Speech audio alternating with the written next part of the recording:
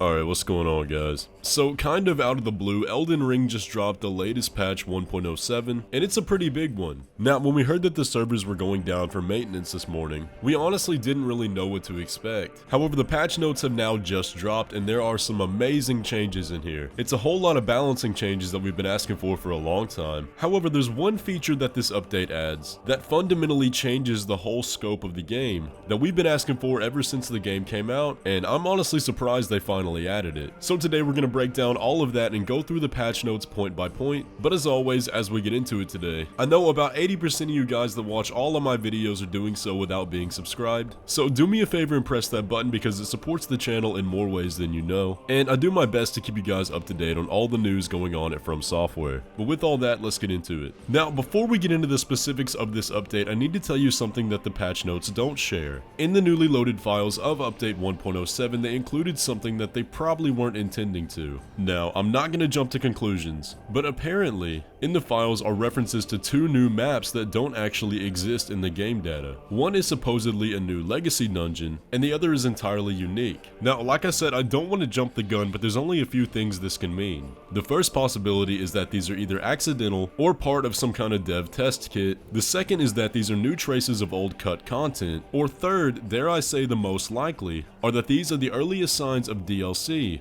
being worked on for the game. Now that's as far as I'm going to speculate with it, because I'm not the one digging around in the files, but man, if that doesn't sound good, then I don't know what does. But also found within the files of the new update are menu strings relating to the upcoming ray tracing patch. Now if you don't know, back before the game came out, From Software promised that they were going to be adding a ray tracing patch to Elden Ring for the Xbox Series X and the PS5. Overall, that would just make the game a whole lot prettier, but probably sacrifice quite a bit in the ways of performance. Now, ever since they announced it, we've heard absolutely nothing about this patch, and I jokingly tweeted yesterday that I thought they had forgotten about it, but it's good to see that they're still working on it. So now let's get into the actual patch itself. Notification of update file delivery. We have started distributing update files to improve gameplay stability and balance. In this update, we have also made adjustments to improve the ease of use of magic, prayers, and combat techniques so that you can enjoy a wider range of playstyles. Please apply the latest update file before enjoying the game. Now the first thing they talk about here is a huge one. Additional features, added separate damage scaling for PvP. This feature allows separate damage scaling for weapons, skills, spells, and incantations when playing against other players. In the future, this feature may be used to balance weapons, arts, spells, and incantations in invading/PvP mode. Balance adjustments made within this feature will not impact single player and cooperative play. I genuinely hope you guys realize how big of a deal this is. There were so many people that were mad at patch 1.06 and all the balancing changes that brought, because a lot of what that patch addressed were concerns for PvP. And when they nerfed things like Rivers of Blood and Bloodhound Steppe, PvE players were very upset because it impacted how those performed in the main story. But now we can have the best of both worlds. Now we can have PvP adjustments without affecting those that just want to play the single player. Now this is a feature that we've been asking for a very long time, because those of us that enjoy PvP, when we express our concerns for balancing, we have to fight a war against those people who don't want any changes to the PvE. You can go look through some of my past videos. Every time I talk about it, I get bombarded with hate mail. Honestly, it feels like this should have been in the game since the beginning, but it's good to see we have it now and can finally have some peace in that area. PvP exclusive balance adjustments. The adjustments in this section do not affect single player or cooperative play. Increased stamina attack power in PvP for all attacks against guarded foes except for long range weapons. Improved poise damage in PvP for every weapon's normal attack except for skills and long ranged weapons. With a few exceptions, the power of Ashes of War in PvP has been lowered across the board. This one is absolutely huge. This was probably the biggest complaint about PvP anybody had. Everybody's tired of getting one shot by everything, and I don't blame them.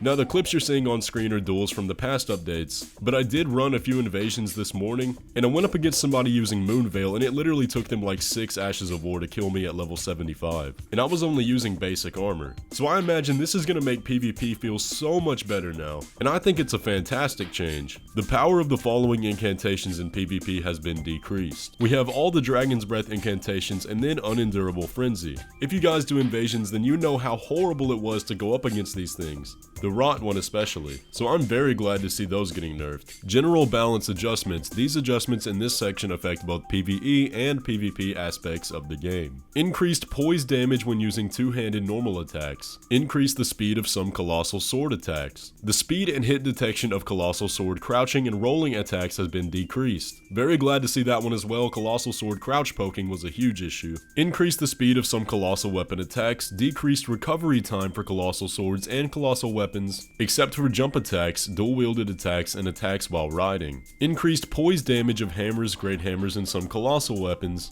Increased guard penetration for the following weapons. You can read those. The poise rating of some attacks has been increased for the following weapons: Great Swords, Colossal Swords, Curved Great Swords, Great Axes, Great Hammers, Great Spears, and Halberds. With some exceptions, poise of all armor has been increased. This is a very good change because a big complaint that we've had for a while now are that the top 3 poise armors are way too powerful compared to the rest. Basically, if you wanted poise in this game, you could only wear the Veteran set or Bull Goat and have noticeable poise, but now you're going to be able to customize a lot more. The guard strength of Fingerprint Stone Shield has been decreased. This is huge. Fingerprint Stone Shield was almost unbeatable. There were no weapons in the game that could break through it, so this change was very needed. Decrease the status buildup done by dual-wielded weapons. I can't really say this is one that I saw coming, but I can understand why they did it. Now, I had somebody tell me that this is actually a pretty big change. At least for proccing Frost on a dragon, it took him 7 hits while using one-handed, and 11 for dual-wield. So that's a pretty hefty nerf, and I'm not really sure how I feel about that one. Now, here it seems like they're doing a pretty big sweeping buff for magic. You can pause and read through all those if you'd like to, but this is mostly encompassing of them all. And I know a lot of people were complaining about the magic nerfs in the past update. Surprisingly, the bubble spells actually got a pretty big buff. They deal more damage, have better tracking, and have larger hitboxes, so those might be a lot more viable now. Almost all Ashes of War got a slight buff. I really don't have time to read through all of those, it would take me pretty much all day. But a standout is that Rivers of Blood actually got a damage buff, which is kind of surprising. In the way of nerfs, we have Shield Crash, reduce the amount of status buildup when used with weapons that have status effects. Seppuku, increased damage taken upon activation and reduce the bleed status effect granted to weapons. That's gonna make some people mad, I can already tell. And then Blood Boon Ritual, reduce the range of damage animation trigger on other players, damage is unchanged. But that's pretty much all of the balancing changes. There are a lot of bug fixes in here too. We're not going to go over those here just because there's so many. If you'd like to read those, I'll have it linked down below. But overall, I'm very happy with this update. I think these changes are great and are probably going to put the game in the place it needs to be until we get DLC. And from the way it looks from those map files that were in the update, I think that's probably the best hint we've ever gotten that DLC is on the way. And then of course we also have that ray tracing patch to look forward to, so it's a great time to be an Elden Ring fan. Either way though guys, that's going to pretty much do it for the video today. I hope you enjoyed. If you're excited for the update, like I am, be sure to leave a like on the video and subscribe if you're new around here because I keep you guys up to date on all the news. But with all that, I'll catch you in the next one.